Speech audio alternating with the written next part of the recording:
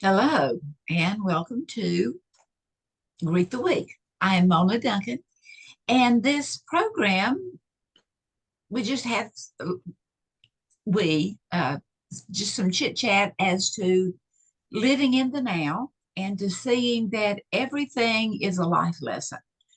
We may not always appreciate what else going on at the moment, but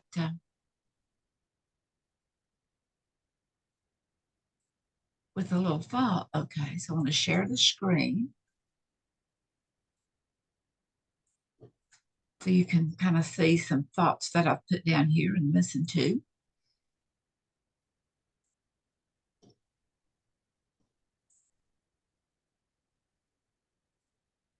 So we're talking today about routine or serendipity.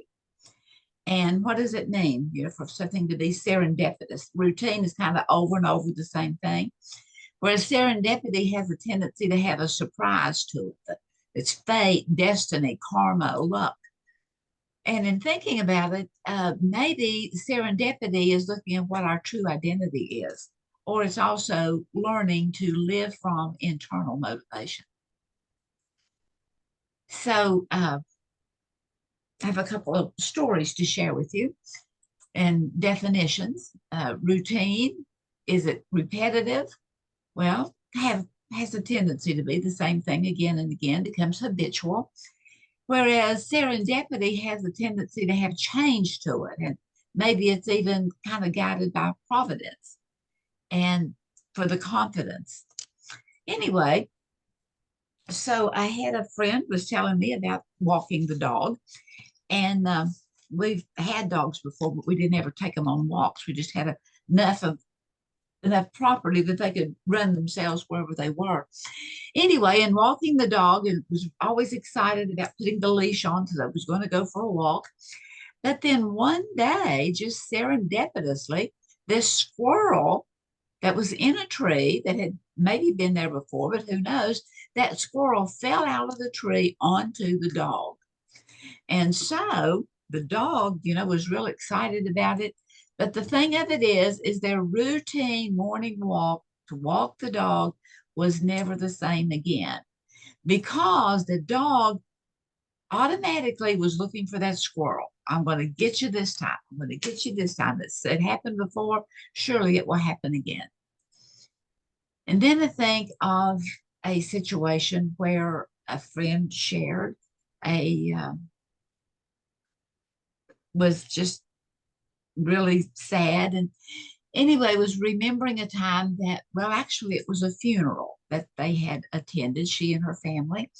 And what was the gathering for it was not the funeral itself, it was the meeting the family and so forth. And anyway, she and some of her other friends went outside to play. Matter of fact, her father even took her outside because, rather than being cooped up in the and the children were at play, and someone came up to her dad and said, "Is that your little girl?" They were talking and said, "Is that your child?" And he acknowledged the fact, yeah, that was his youngest one. And the man said something to the effect of, "Well, she sure is cute."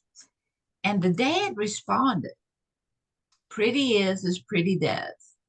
She don't do pretty."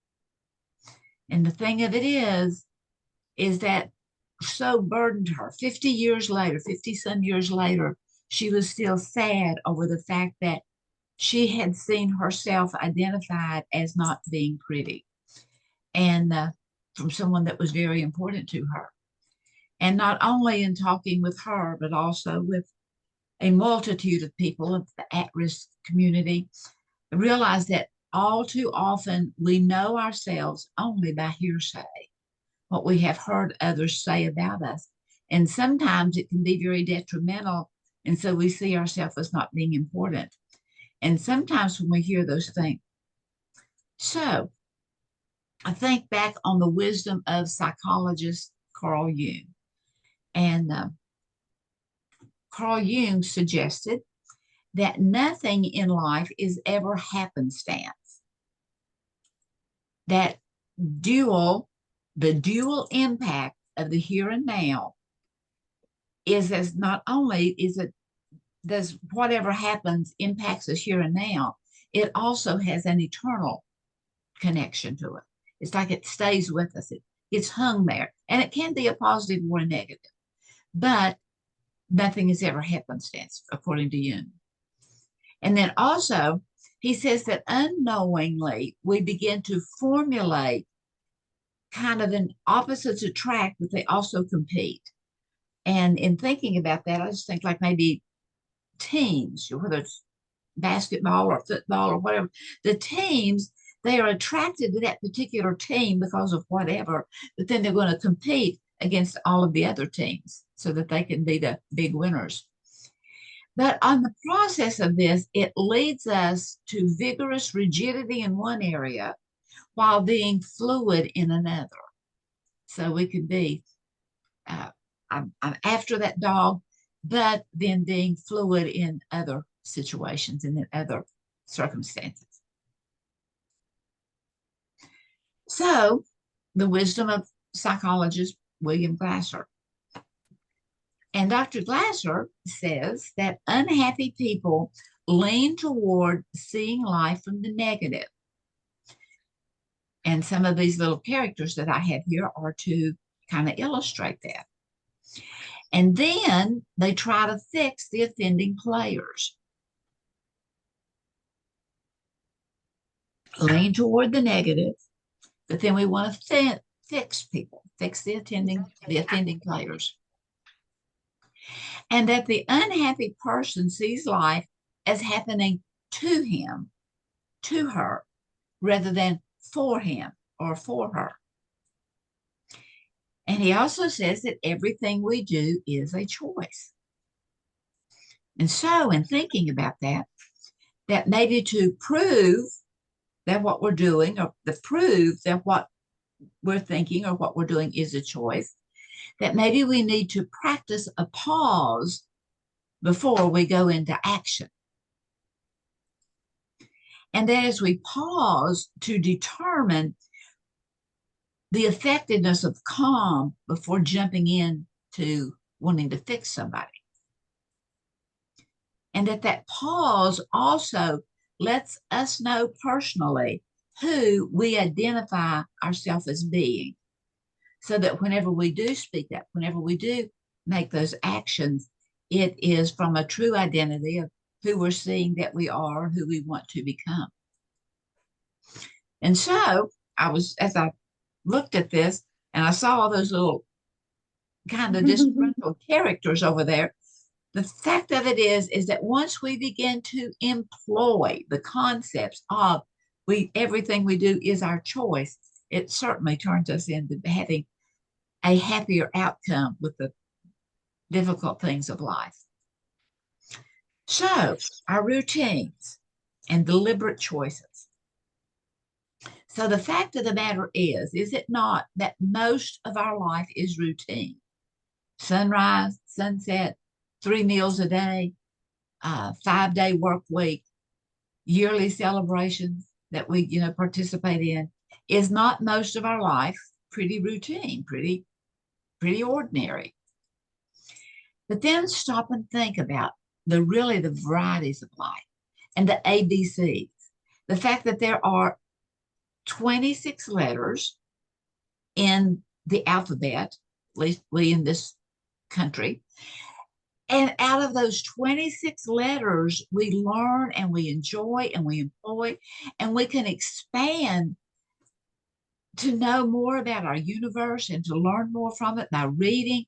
I mean, out of 26 letters, what an abundance there is to expansion. And then also looking at the 1, 2, 3s of life that are pretty routine, that there are only 10 symbols. And yet these symbols, we can add them, subtract them, calculate them, measure them, analyze them, until they can go up into so many different fields of scientific endeavors and figuring things out, from 26 little characters of letters and 10 symbols of numbers. And yet thinking about do, re, mi, I'm not sure, but I think there's only 7 chords. And yet there are instruments galore. I mean, they even play washboards and they even play, just odd things. And music is abundant this whole world over, whether we may think it's harmonious music or whether we may say that's not really musical. But and all of these things are so repetitive, but they're so routine. But my question is to me, as much as to you, is that in these repetitive days of life, how conscious are we of our choices? How conscious are we of what's going on? Do we choose to be happy? Do we choose to be sad, angry, frustrated?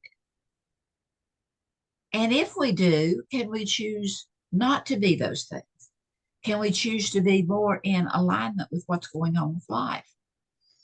Do you think someone can make you happy? Or can they make you sad? Can they make you angry? Well, people can contribute to by some of the ways they act or say or their demeanors and so forth. But can they really make us do those things? Has anyone ever made you do anything you didn't want to do? And then looking also at what if.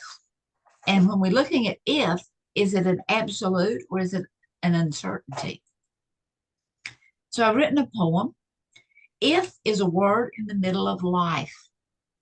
There, so you can see it. Life, and if is right in the middle of it. And it kind of goes on that way with us also. If is a word in the middle of life that can burden the soul and cause much strife. When thinking back on your yesterdays causes your mind to become ablaze, wondering what if and if only I'd, and from the outcome you want to hide. For hindsight is better than foresight, they say, and many a thought comes to rue the day.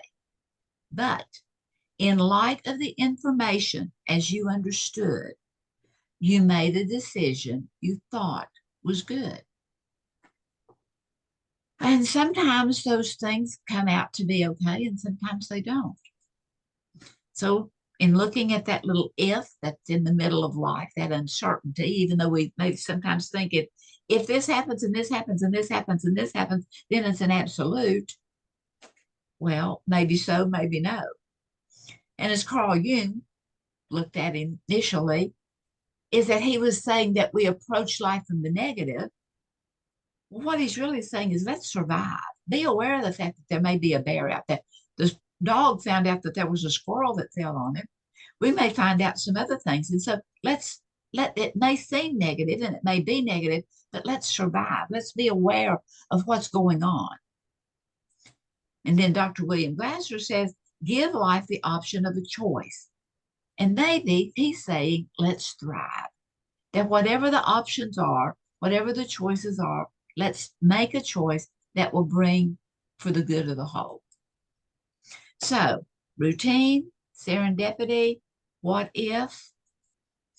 Or could it be waking up to the fact that we as human beings really are internally motivated? And acknowledging that internal motivation of what I want, who I am, is it really then turning into finding out what our true identity is? What if we could choose our thoughts and our actions? What if we could? What if we could choose to remain calm in the midst of a calamity? I was driving the other day and I went through a green light. Here was the green light. I went through the green light. And as I was right about in the middle of the highway going through the green light, there was this car coming right directly at me. But thankfully, they caught it in time, put their brakes on, and it seemed like it was 2 feet away from me as I went on across the. But in those midst of calamities, whatever they are, whether they're serendipity or not, can we choose to remain calm? What if we could see life events, the positive, the negative, as well as the routines, as life teaching us about our true identity, about our gifts, our talents, our purpose on planet Earth? What if life could be teaching us if we were willing to learn those things? What if we assess life as an opportunity to explore whether this decision is helpful or whether this decision is harmful? What if we would use our creativity to bring resolve to what is good for the whole of all of us instead of what's good for me and my, but not so much you and yours. What if we allow the tension or the stress to strengthen our compassion muscle?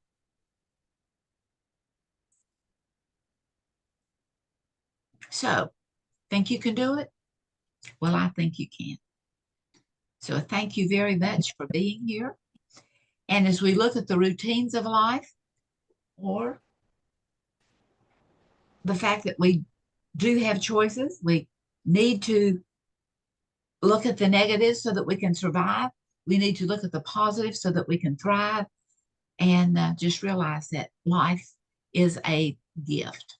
So thank you for being here, and we will close out.